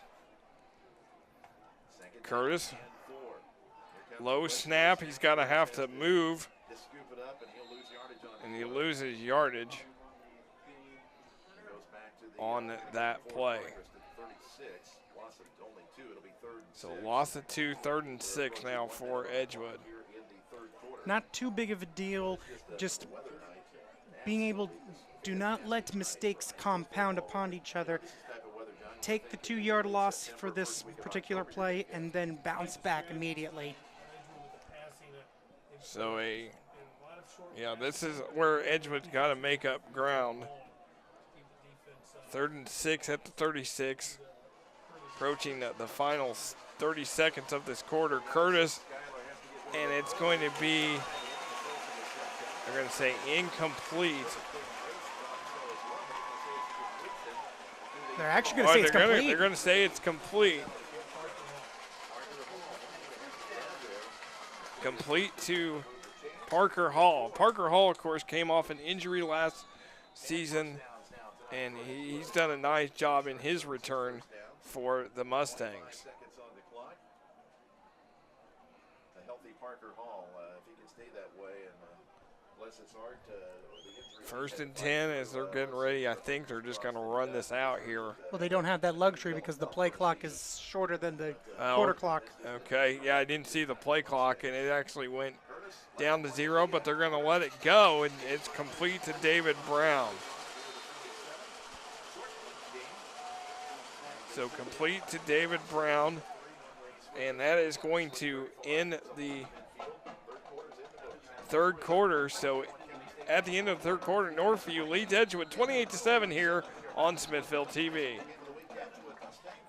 All of our bowls are just a superfood, thicker smoothie, whether that's acai berry. We have what's called pitaya in a couple of our bowls, which is a really vibrant pink color. And then we chop up strawberries, bananas, blueberries, and they drizzle with honey. A couple of our bowls have peanut butter drizzled on top, dark chocolate bites. So every bowl is a little bit unique in its own way, but it's really just straight fruit and granola in a bowl.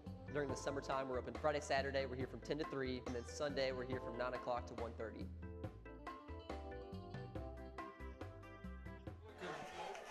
We welcome you back to the Mustang Corral here as you look at the Edgewood cheerleaders as the Northview Knights up 28-7 on the Edgewood Mustangs as we start the 4th quarter. Glad you could join us for Edgewood Mustangs football here on Smithville TV alongside Quinn Saturday. I am Nick Jenkinson. The debut of the new red turf field at Edgewood High School, part of the big renovation project. Now as the lights fall, this looks pretty neat under the lights here at Edgewood High School, and it's been an interesting night so far for the Northview Knights, trying to close this out. Have won the last 8 meetings, have won the last 15 of 16 against the Mustangs. 2008, the last time Edgewood has won. But the Mustang faithful still in attendance, still rooting on this team, as Edgewood will have it here to start the fourth quarter, 28-7. Curtis back to pass, gets a screen to Hall, and he loses it, incomplete. It looks like it hit his hands. Just in and out of the hands of Parker Hall. Brings up a 3rd and 7 there at the 43 or 47-yard line. Edgewood in the black jerseys with the red numbers and letters. Northview with the black pants, the white jerseys, maroon numbers. Yes, Bellamy in the back. Curtis going to take it off again, and he's going to get right past to the 50-yard line. Yeah, that one I don't think was a designed run. I think he's short on that.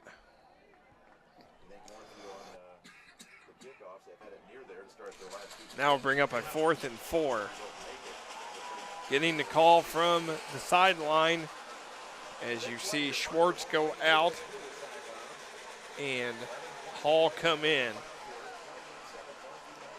Ball right there at midfield. Only 3 on the play clock.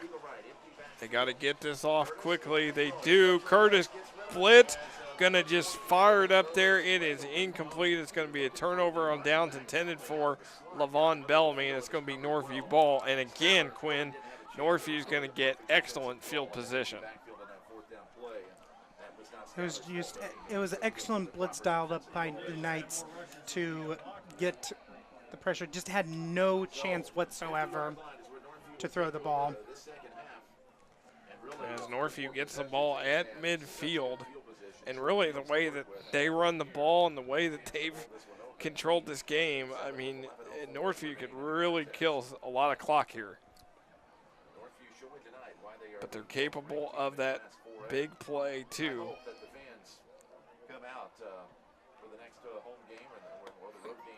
And there is Shaw, man in motion. And that is Cook. And he spins to the 40, to the 35. And he's going to get the first down and more inside the 30. Trevor Cook, the senior 5'8", 155-pounder for the Knights. Nice. You mentioned that they have many weapons. We've looked at Shawn Michaels, and then you have Cook right now getting in on the jet sweep to get in and cut right back up to the left. Excellent job, an excellent play call by Northview.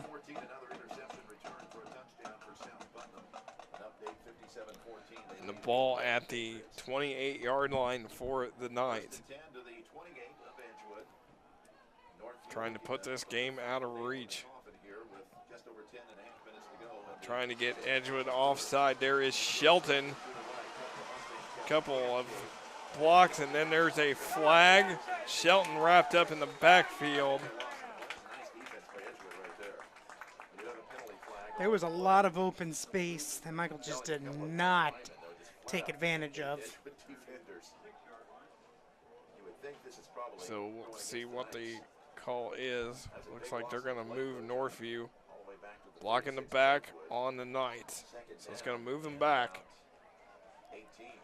Again, for Northview coming up, they have Sullivan at home, then road games against West Vigo, Owen Valley, North Putnam, at Greencastle, South Putnam, and then the crossover And these, of course, since both teams are in different divisions, this game will not count in the standings. It's the division that matters. But these two teams could possibly face each other again. It's how you finish in the division is who you play on the other side. So it's possible these two teams could see each other at the end of the season. As we approach the 10-minute mark here in quarter number 4. Again, next week it's Bloomington North and Terre Haute South from Dennis O. Martin Memorial Field.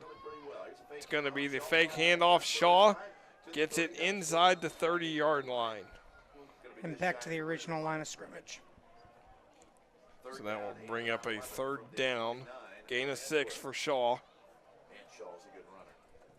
3rd 11. As we talked about, we talked about Shaw tonight. He's an excellent dual. He's not really showing the arm, but he has done a great job running the ball, controlling the offense for Northview. Yeah, and even the big touchdown play was a screen pass as well. But that's not what Northview needs. They just need a quarterback who can run an offense like Shaw does. And he runs it very well, and they miss the tackle there, and Shaw gets inside the 30 near the 25. But that's going to be a 4th down, though. So that's going to be very interesting, especially in the field position that they're at. They're going to mark it at the 28.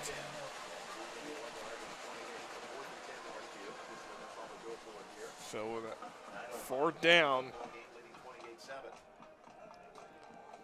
28-7 lead for the Knights. Looks like they will go for it. It's going to be 2 in the back, 2 receivers, and then I think Northview calls a timeout. So Mark Rates didn't like what he saw, calls a timeout. And that's going to be their 2nd timeout of the second half. So we've got just over 9 minutes left to go. As we get a minute, we want to thank our hardworking crew tonight, the women and men behind the scenes. We got Rob Ramsey as and Nadir Noon in the truck, Annette Bruner, Catherine Jankowski, Nate Alacorn, Ethan Tashida, and Clemente Torrado on the cameras tonight, and you and I up here in our new home. This is a beautiful new press box. I mean, it's, we can't thank them enough for everything that they do behind the scenes and bringing you the sights and sounds of high school football each and every Friday night. But, man, I can't help but just be in love with the fact that we're up here in this new press box and no longer where we were last year in the elements and all that stuff. So it's and it's not just for us as well. Our crew behind the scenes have also gotten a lot better, a lot more safer as well, not having to brace the elements as badly as they used to as well. Yes, absolutely. As here goes Shaw, and wide open over the middle is number 12, Ilias Gordon, 6-foot sophomore, 215 pounds for the Northview touchdown. Just a simple slant route that Edgewood just did not pick up.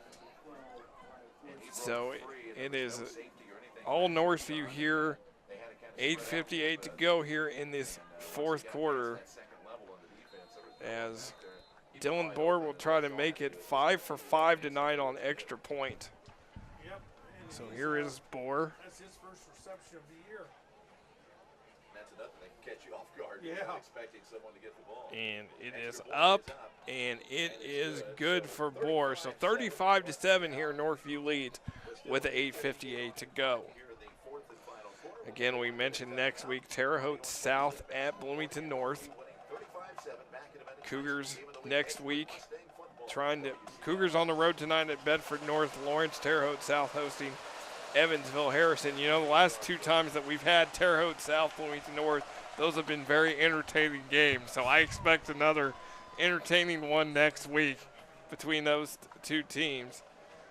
As we'll see Reese Lozano, the freshman for Bloomington North, with Ben Friel out due to injury.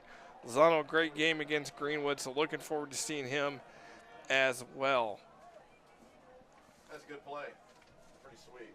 So 8:58 to go here in this last fourth quarter. Again, the crowd is still been very, it's been a great crowd tonight, been a fun atmosphere, history-making event here at Edgewood High School with this new red turf, the only red turf here in Indiana. It's unique. It's going to make them stand out, that's for sure. So it's been fun to be a part of it, that's for sure. So a big thank you for everybody watching. A big thank you to our crew and everybody else involved. So Northview will kick it off, trying to go to 2-0. And here is the return for Edgewood. Gets it out past the 25. And that is 26, is Tristan Bland, 5'10", junior. That is the son of former head coach Jerry Bland. So it's nice to see the younger Bland get a return there. Brian Rosenberg took over last year for Jerry Bland. Coach Bland here in his career at Edgewood. 10 years, 52 and 55, 4 winning seasons, 1 500 season.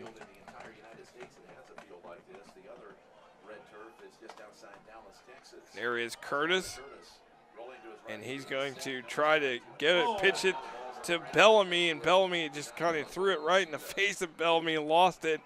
And it's a fumble, and it will be Northview ball as Curtis not happy with himself, and it's a major turnover there for the Mustangs. Again, just a couple of panic plays needing. It was a really, like I said, it was best thing I could say was a panic play, and Bellamy was not ready for it. So panic play, and now Northview again takes over deep in Edgewood territory. Ball at the 21-yard line, just knocking on the door of that red zone. It would be a good. And this is a little unfortunate for Edgewood because they have played a lot better in this game than they had in previous years, but mistakes like this are going to continue to inflate the score and not show off just how well they played in this game. No, there is a handoff, and it is up the middle for Northview. That is 26 Corbin Allen. As now the ball at the 16. He hit my blind spot. So Northview now in the red zone, knocking on that door, approaching the 8-minute mark. But it's been a good performance for the Knights. And then here is a handoff, the sweep. Corbin Allen's going to break it back, and he's going to try to hit the pay dirt, and he does for the touchdown. Corbin Allen adds the score. I mean, it doesn't matter who you bring in back there in the run game. These guys can make moves, and they just make it into the end zone. Yeah, ever since the start of the second quarter, the offensive line for Northview has really taken control, and runs like those. I mean, granted, you have to also credit the backs as well, but the offensive line has did such an excellent job of pushing the defense in that direction that it left that wide open area for the touchdown. And Dylan Bohr stays perfect there. Now 6 for 6 with the 42 to 7 there for the Edgewood Mustang, or for the Northview Knights.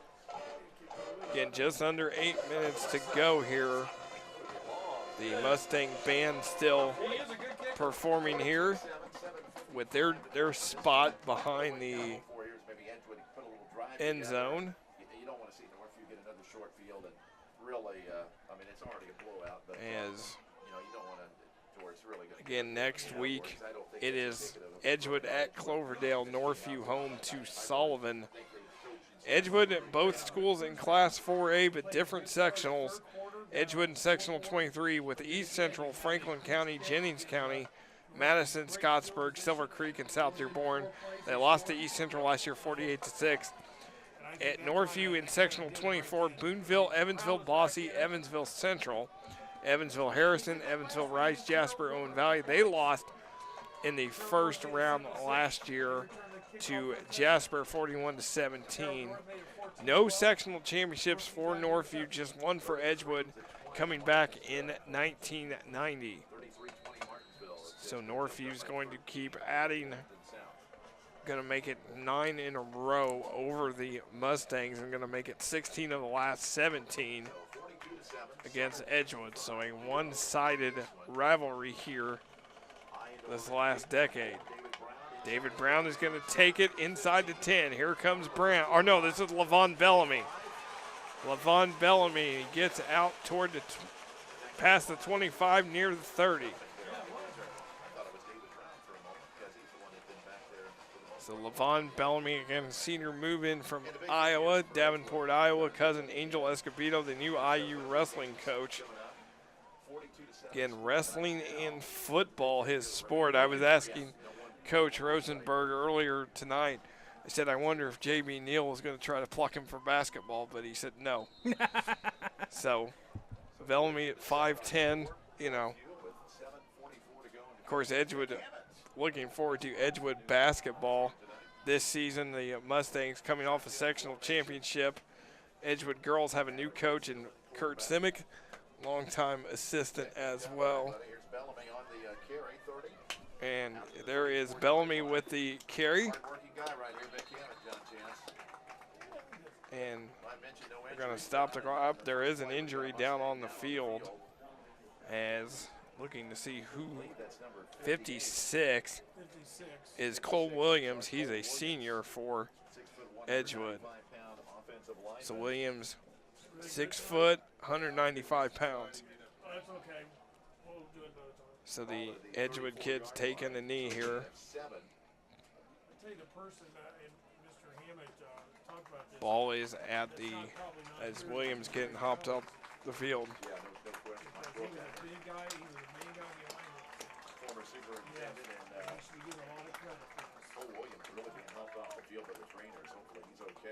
So Williams gets hopped off or helped off the field. And inside 7.5 minutes to go.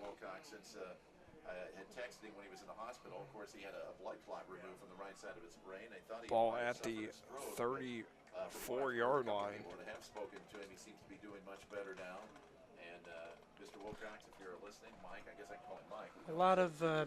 Still a lot of good to come out of this game, though. As you said, Skylar Curtis, a couple of like I said, panic plays, but overall has played very well tonight. Of course, Bellamy has also done very well, especially here in the second half. He really showcased quite a bit of ability as well. There is the run for number 32, Ethan Jacobs. I haven't really called his name a lot, but he's a, he's that bruising fullback. Yeah, he's had his hands full with quite a few blitzers tonight. And the ball at the 36. Approaching the just under 7 minutes to go here. Beautiful night for high school football, week 2 of the high school football season. Curtis gives it to Jacobs, and Jacobs gets the first down. Back-to-back plays for Jacobs, and that one was an excellent fake. Or actually, no, correction, that's Logan Burkhart. Oh, it was Burkhart. Logan Burkhart, number 33. Again, the numbers are always a little hard to see sometimes, but 5'10", senior for Logan Burkhart. Still an excellent play fake, making it look like he's doing a fake handoff, but actually giving it to the fullback for the nice first down run. Good first down for the Mustangs, 1st and 10. Insurance Services first down, Edgewood's 11th first down of the ball game from their own 42-yard line. Curtis, hands off right where the run blitz was And there is a good run. And that is Ethan Jacobs this time, 32. So another first down for the Mustangs, moving those chains here late in that fourth quarter. Jacobs hasn't, like I said, has been probably building up some frustration having to catch so many blitzers. He's finally taken it out on the defense now with some powerful runs. Powerful runs, good job. Northview probably putting in some second stringers as well with this scoring down, but Edgewood keeping their guys in here. Curtis still under center. There is the handoff this time. It is Logan Burkhart with it, a kind of a quick fake and give to Burkhart. Gain of a yard to the 45, second down and 9 for Edgewood. 5:46 to go. You know, we mentioned last year that Edgewood started off 0-4, and then they came on toward the end of the season, got a couple wins, couple of you know, wins late in the season, and looking to still improve. And they've got definitely, I think, a lot to look forward to this season. Yeah, I mean, Northview is always going to be a tough opponent, and coming into this game, they knew that the chances were fairly low. They played very good considering the circumstances. They did, and they were able to keep it only down to kept the score 0-0 through the first quarter, 14-0. We're finally able to score a touchdown against them for the first time in 4 years. Little baby steps, but this should not put a damper or say anything about, oh, the first week didn't matter or anything like that. It did matter. Edgewood is on the up and up. Edgewood's on the up and up with their improved facilities and improved team, 42-7. They still 3rd and 7 here. This is going to give it to Burkhart. He's going to get enough for the first down. For Ethan Jacobs, again, Logan Burkhart, Ethan Jacobs, were 32 and 33 respectively. So, again, a great job. 1st and 10 for the... It's like a practical joke to have two fullbacks with their jersey numbers literally one number apart. Yes, for sure. Edgewood driving down the field here, approaching the 4-minute mark. Curtis. And this will be in a nice cutback for Ethan Jacobs. He gets down toward the 30-yard line.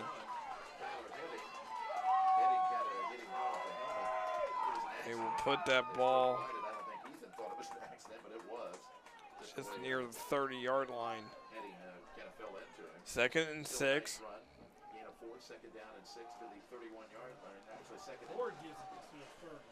Play clock at 20. It's past the 31. We'll see if maybe they try to do a little bit of a pass after lulling them to sleep with the runs. Curtis going to take off, gets past the 30, and then he's going to go down near the 25, about the 26. This is definitely something to take note from this game, and that's that this QB draw play has worked fairly well for them. Every single time they've used it, they have gained at least 4 or 5 yards.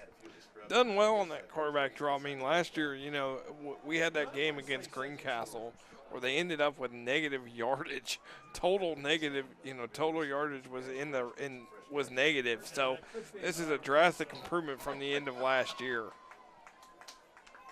for this team. 3rd and 1 at the 31.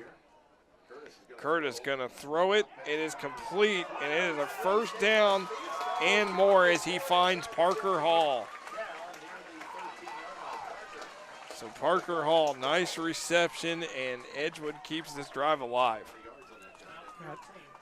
Again, these excellent, nice intermediate throws right now from Skylar Curtis. Doing an excellent job with that. The receivers building a repertoire right now.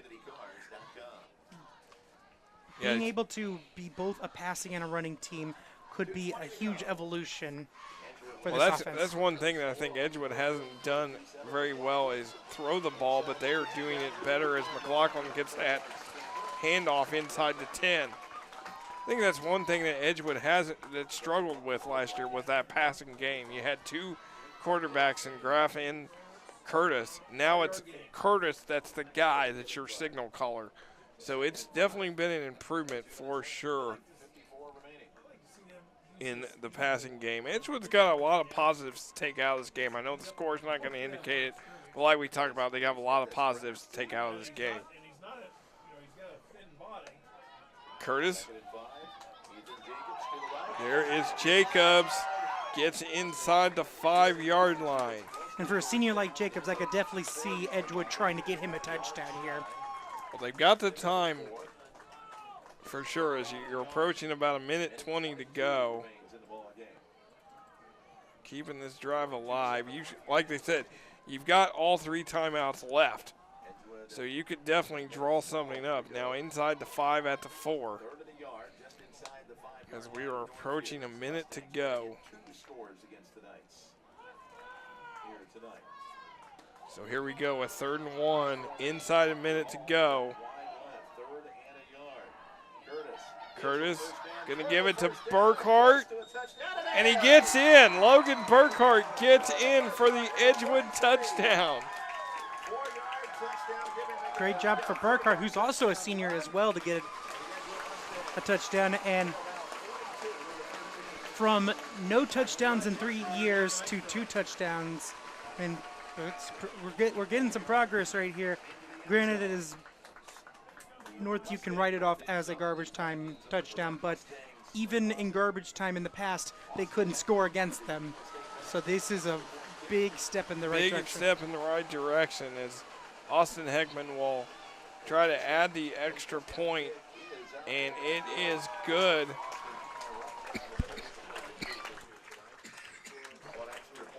And then it's 42-14, Knights on top. But again, as you said, this has gotten a lot better for Edgewood. You know, scored 14 points. Again, hadn't scored on Northview, only scored 3 points on Northview these kids' freshman year. So to have 2 touchdowns tonight is a major improvement, and Edgewood headed in the right direction, I believe. They're going to contend for that WIC East Division championship. I mean, they could get another shot at Northview in that crossover matchup. Again, we want to thank our crew, the hard-working women and men behind the scenes tonight, bringing you the sights and sounds of high school football history-making event here at Edgewood High School with this brand-new red turf and press box and home side bleachers. It's been thank you guys for everything that you do behind the scenes. So next week we'll be over at Bloomington North against Terre Haute South. 42-14. Yeah, it's Austin Heckman going to kick it off. Heckman, another senior. This is a really good senior class that these guys that Edgewood has. And you add Bellamy with it, and that will be down inside the 15-yard line. And I would think it's going to be about 1 or 2 plays of a victory formation and get out of here. And it's going to be another good trip back to Brazil for the Northview Knights. Going to go to 2-0 on the season. Edgewood's going to drop to 1-1, but again, a lot of positives come out of this game going into next week against Cloverdale. Yeah, Cloverdale's going to have to watch out for an Edgewood team that is definitely Edgewood made. This was far from a perfect game from Edgewood. There was a lot of mistakes. A lot can be improved upon. Edgewood should feel like they left quite a few points on the field, and that Northview and teams of Northview's caliber shouldn't be teams to be feared. No, and again, Northview's a ranked team here in Class 4A, so this one is going to be the victory formation. Actually, it was number 10 who took that knee down. So I think maybe one more play. starting to shake hands as the clock is winding I down. think they're just going to run it out, and that will be it here. You know what? This team, I know the score, 28-point As we differential, are, you're playing a like, team that there's a may 1 run second their differential schedule between the going play forward. clock and the game clock, but now the team's going to midfield, and this one is going to be over here. As we tick down the final seconds here, Northview is going to win this 42-14, and it's now finals. We look at the highlights, and this was MJ Shelton for Northview. The big run, big blocks. I mean, Northview could run all over this team. There is Shelton again with another big run. Great job by our camera crew to pick up Shelton down toward the goal line. There is Trey Shaw, the quarterback, going for the pylon. Then there is Skylar Curtis. He gets away and then gets it to Levon Bellamy, who gets a first down and more. Excited to see what Bellamy's going to do the rest of the season for sure. Curtis throws it up to David Brown for the touchdown, as Brown lost it in the end zone, but still a touchdown.